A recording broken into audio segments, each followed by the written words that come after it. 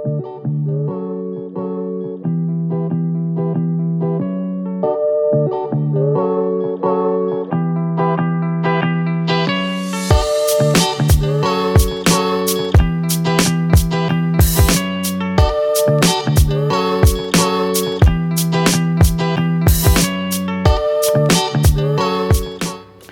இனிய விவசனவருக்கும் வணக்கம். நான் உங்களுக்கு கௌரி ரூபன். நீங்கள் எல்லோரும் எப்படி இருக்கிறீங்க?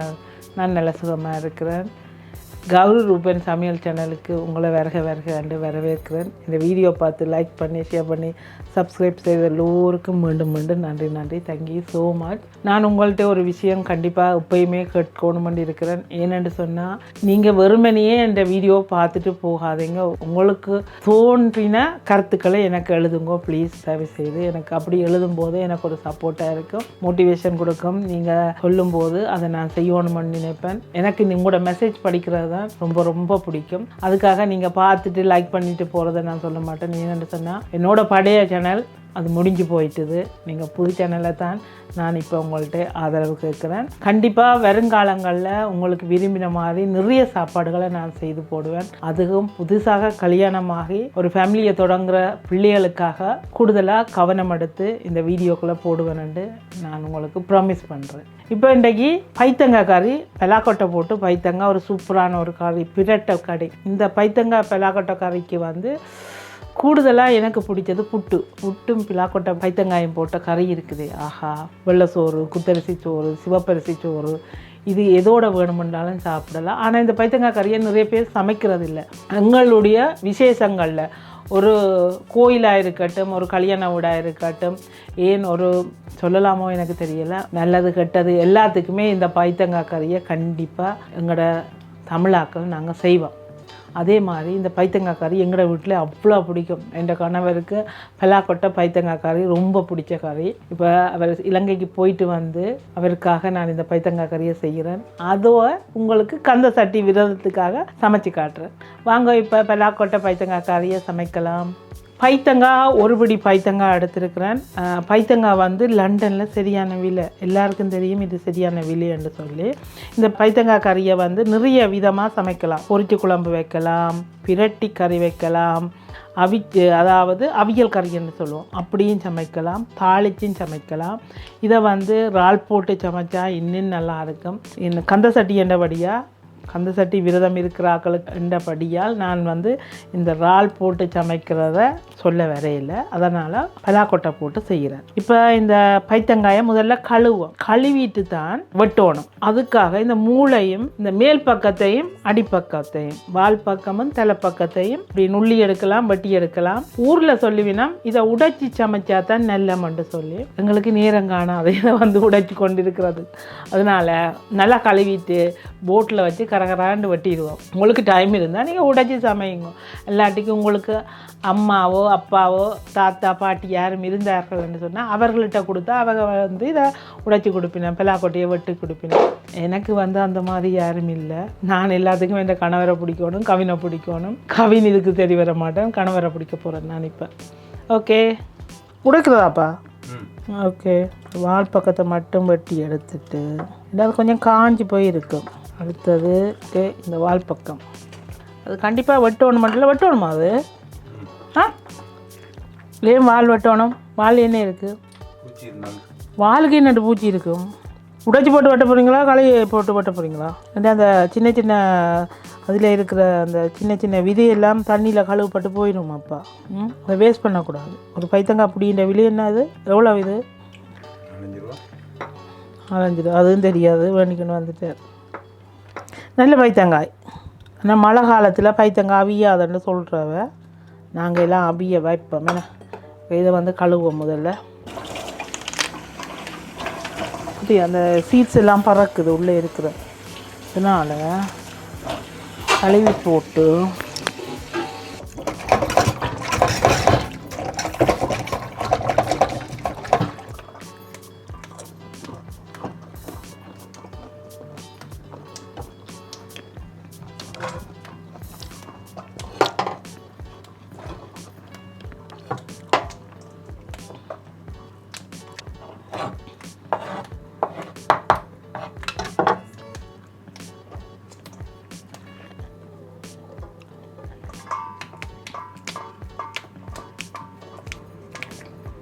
அப்போ அவ்வளோ குயிக்காக உடைக்கிற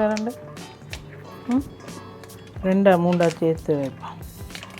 பைத்தங்காய் சமைக்கிறதுக்கு நல்ல ஒரு கனமான பாத்திரமாக எடுத்துருக்கிறேன். ஏன்னு சொன்னால் அப்போ தான் நல்லா பிரட்டி சமைக்கணும். இதுக்கு ஒரு 4-5 மேசக்கரண்டி நல்லெண்ணெய் விட்டுருக்குறேன். நீங்கள் சமையலுக்கு எந்த எண்ணெய் பாப்பிக்கீங்களோ அந்த எண்ணெய் எடுத்துக்கொள்ளலாம். இதுக்குள்ளே 1/2 தேக்கரண்டி கடுகு,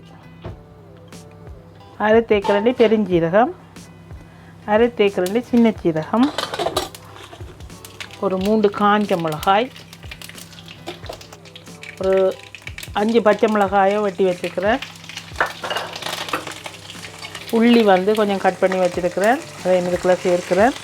பூண்டு நிறைய சேர்க்கணும். சும்மா வேணுமன்றதுக்காண்டி ஒரு 2 பூண்டு போடக்கூடாது. கண்டிப்பாக பைத்தங்காய் சமைச்சாலும் சரி, வேறு கறிகள் சமைச்சாலும் சரி, கொஞ்சம் நிறையவே போடணும். அடுத்தது வெங்காயம், ஒரு கையளவு வெங்காயம் பூண்டு உங்களோட வீட்டை இல்லையண்டா நீங்கள் கொஞ்சமாக போடலாம். வெங்காயம் பூண்டு நார்மலாக நிறைய இருந்தால் கறியலுக்கு நீங்கள் நிறைய சேர்க்கணும், அப்போ தான் நல்லது.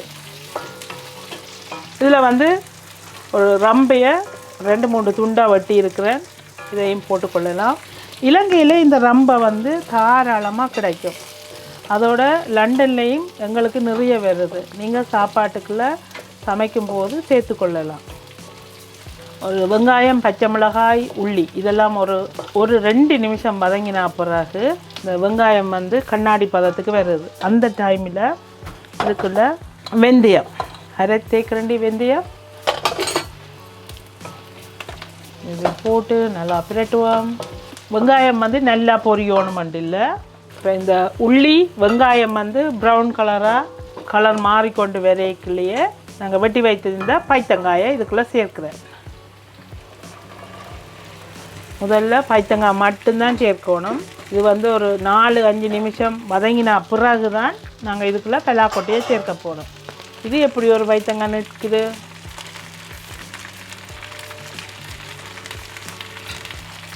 ஓகே, சேர்க்க நல்லா மிக்ஸ் பண்ணி போட்டு இதுக்குள்ளே உப்பு 1 தேக்கரண்டி உப்பு சேர்க்கிறேன்.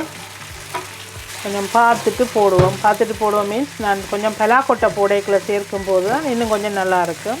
இதுக்கு மூடி கொஞ்சம் நேரம் வதங்க விடுவோம். 1/2 தேக்கரண்டி மஞ்சள் தூள் அதையும் போட்டு இந்த பைத்தங்காயை வதங்க விடுவோம். உப்பும் மஞ்சள் தூளும் போட்டாச்சு. நல்லா பிரட்டிட்டு இப்போ நல்லா நெருப்பெரிக்கக்கூடாது. நெருப்பெரிச்சோம்னு சொன்னால் வதங்கும் போது எரிஞ்சு போயிடும் சட்டி.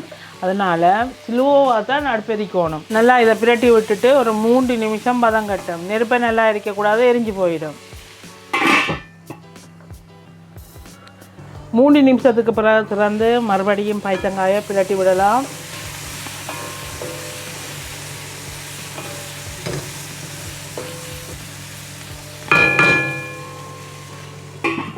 திரும்பவும் ஒரு 2 நிமிஷத்துக்கு பிறகு மறுபடியும் மூடியை திறந்து இப்போ கிட்டத்தட்ட 5 நிமிஷம் ஆயிட்டுது. அதுக்கு பிறகு பலாக்கொட்டை கொஞ்சம் நிறையவே எடுத்துருக்கிறேன். அதையும் சேர்த்து பைத்தங்காயோட நல்லா பிரட்டி விடுவோம். நல்லா பிரட்டுவோம். சப்போஸ் இதுக்குள்ளே பைத்தங்காயில் தண்ணி இல்லையான்னு சொன்னால் லைட்டான சுடுதண்ணின்னு சொல்லி கொஞ்சம் சுடுதண்ணியை நிறைய ஊற்றாமல் கொஞ்சமாக விட்டு வதங்க விடணும். என்னென்னு சொன்னால் அதில் தன்மை இல்லை. நாங்கள் தக்காளி பழமோ இறாலோ இதுக்கு சேர்க்கல. இறால் அல்லது தக்காளி பழம் சேர்த்தால் இதுக்கு வதங்குறதுக்கு தண்ணி நிறைய விட தேவையில்லை, அதுலேயே வதங்கிடும். இப்போ நாங்கள் பலாக்கொட்டையும் இந்த பைத்தங்காயம் அவிகிறதுக்கு, அதாவது வதங்குறதுக்கு கொஞ்சம் தண்ணி தேவை. அதனால் கொஞ்சம் தண்ணி விட்டுருக்குறேன். இப்போ மறுபடியும் இது ஒரு 5 நிமிஷம் மூடியை போட்டு மூடி விடுவோம். அதுக்கு பிறகு தூள் சேர்க்க போகிறேன். இப்போ பலாக்கொட்டை போட்டு மூடி போட்ட பிறகு திரும்பவும் மறுபடியும் பைத்தங்காய் உங்களுக்கு தெரியுது பார்க்கும்போதே இது வதங்கிட்டுதுன்னு சொல்லி அந்த பைத்தங்காயில் சோர்வாக வந்துட்டுது. அது நல்லா வதங்கிட்டுதுன்னு தெரியுது. இப்போ நாங்கள் இதுக்குள்ளே தூள் போட்டுட்டு ஒரு 2-3 நிமிஷம் கைவிடாமல் வதக்கணும். யாழ்ப்பாணத்து கறித்தூள், எங்களோட நாட்டு கறித்தூள் உங்களுக்கு உரைப்பு எந்த அளவுக்கு வேணுமோ நீங்கள் பார்த்து போடலாம். இந்த பைத்தங்காய் பலாக்கொட்டை கறிக்கு கொஞ்சம் தூளை தூள் போட்டால் தான் நல்லா இருக்கும். அதனால் நான் 3 தேக்கரண்டி தூள் சேர்த்துருக்கிறேன். யாருக்கெல்லாம் இந்த தூள் செய்யணுமென்று விருப்பப்படுறீங்களோ நீங்கள் எனக்கு கமெண்ட் பண்ணுங்க, நான் உங்களுக்கு இந்த தூளை செய்து காட்டுறேன். நல்லா பிரட்டணும், நெருப்பை குறைச்சி விட்டு வதக்கணும்.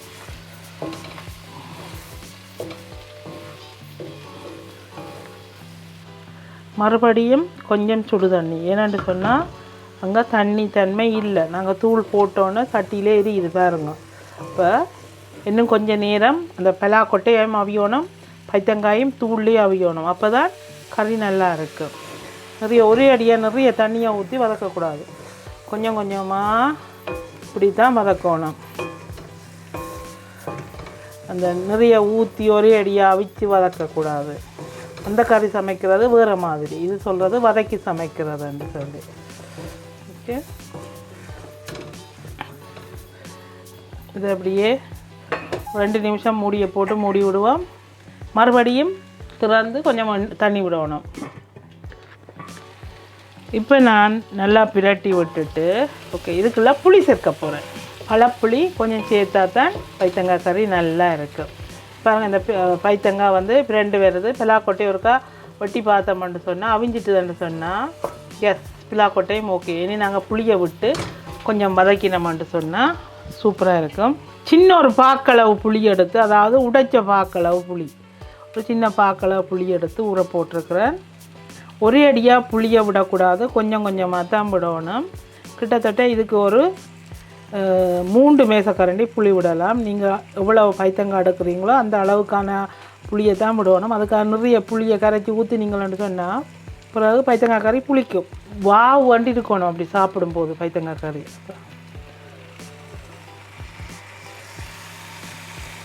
ஓகே, இவ்வளோதான் புளியை போட்டு நல்லா பிரட்டிட்டு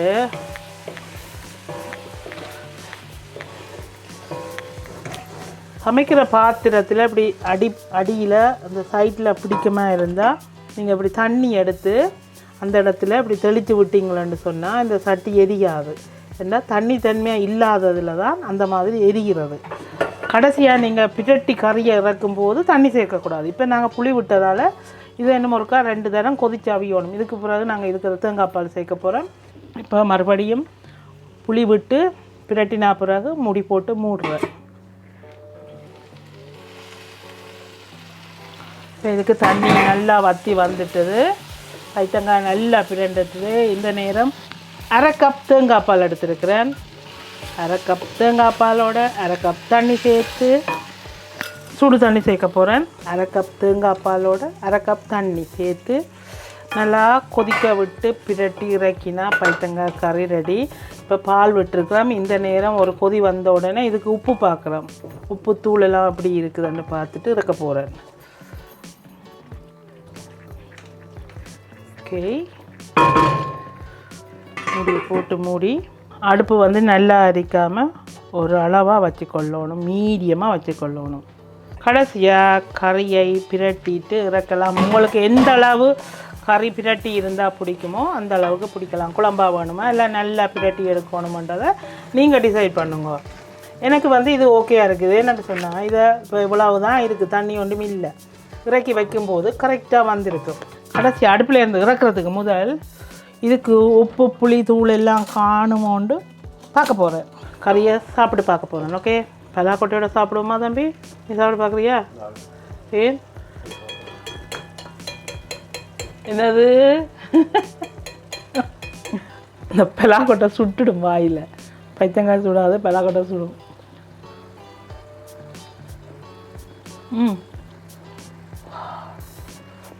நைஸ்.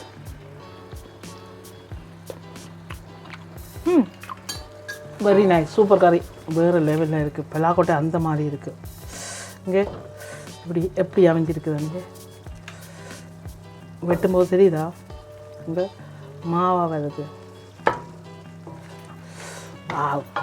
ஓகே, கடைசியாக இதுக்கு என்ன போடணும் கவின்? கருவேப்பிலை. ஓகே, அடுப்பில் இருந்து இறக்குறதுக்கு முதல் இதுக்கு கருவேப்பிலை போட்டுட்டு இறக்குவோம்.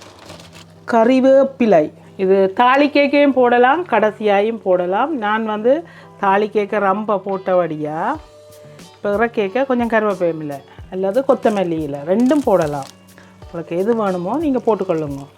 நான் வந்து கருவேப்பிலை போட்டுட்டு இறக்குறேன்.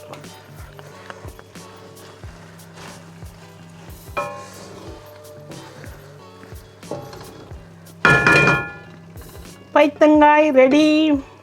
பைத்தங்காய் கறியை இறக்கி வைக்கலாம். இறக்கி வச்சுட்டு பைத்தங்காய் கறிக்கு கொஞ்சம் உங்களுக்கு விருப்பம் என்று சொன்னால் ஏலக்காய், பெருஞ்சீரகம் தூள்,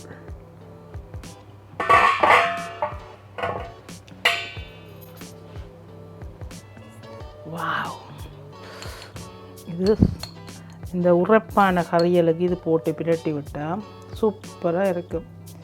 இது என்னோட அண்ணாண்ட ஸ்பெஷல். அண்ணாவுக்கு இப்படி சமைக்கிறது பிடிக்கும்.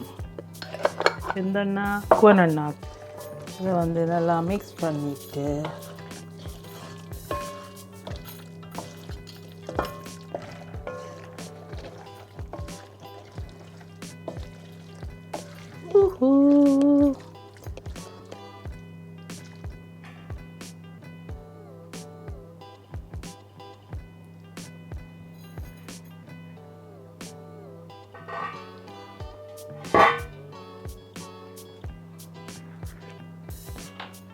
முருக பக்தர்களுக்காகவும் சைவ பிரியர்களுக்காகவும் இன்றைக்கு நான் சமைக்க பைத்தங்காய் கறி.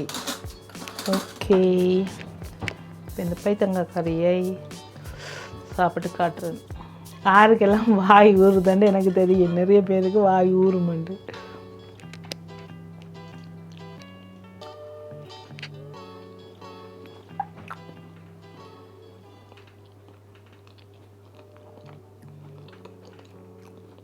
இந்த பைத்தங்காய் கறி எவ்வளோ நல்லா இருக்குதுன்னு. Wow, super, very nice. யாருக்கெல்லாம் பைத்தங்காய் கறி பிடிக்கும், யாருக்கெல்லாம் பைத்தங்காய் கறி சமைக்க தெரியும், யாருக்கெல்லாம் சமைக்க தெரியாது. சமைக்க தெரியாத நீங்கள் பழகிக்கொள்ளுங்க. சூப்பரான ஒரு பைத்தங்காய் கறி. இந்த நிறைய பேர் இந்த பைத்தங்காய் கறியை சமைக்கிறதில்ல, வாய்வுன்னு சொல்லி அந்த மாதிரி நீங்கள் யோசிக்காதீங்க. கண்டிப்பாக நீங்கள் உங்களோட சமையலில் கூடின அளவு பூண்டு, அதாவது உள்ளியை சேர்த்துக்கொள்ளுங்க. சும்மா வெறுமனையே 2-3 உள்ளி போடாமல். நான் வந்து ஒவ்வொரு கறிக்கும் ஒவ்வொரு முழு ஒரு உள்ளி அவ்வளவு போடுவேன். கடவுளை என்று சொல்லக்கூடாது, இருந்தாலும் நான் சொல்லணும். எங்களுக்கு இது வரைக்கும் எந்த ஒரு பிரச்சனையும் இல்லை, இந்த சாப்பாட்டு பிரச்சனைகளாக. ஏனென்றால் நான் வீட்டில் சமைச்சு சாப்பிட்றதா என் கணவருக்கும் சரி, என் பிள்ளைகளுக்கும் சரி, எனக்கும் சரி. சாப்பாடு இம்பார்ட்டன்ட். என்ன இருந்தாலும், என்ன வேலை இருந்தாலும் சாப்பாடு முக்கியம். அந்த சாப்பாடை நாங்கள் ஹெல்த்தியாக சாப்பிடணும். அதற்கு நீங்கள் உங்களோட வீட்டில் சமைக்கணும். நீங்களும் சமைச்சு பழகுங்கோ, நீங்களும் சமையுங்கோ, சாப்பிடுங்கோ, சந்தோஷமாக இருங்கோ. நன்றி, வணக்கம்.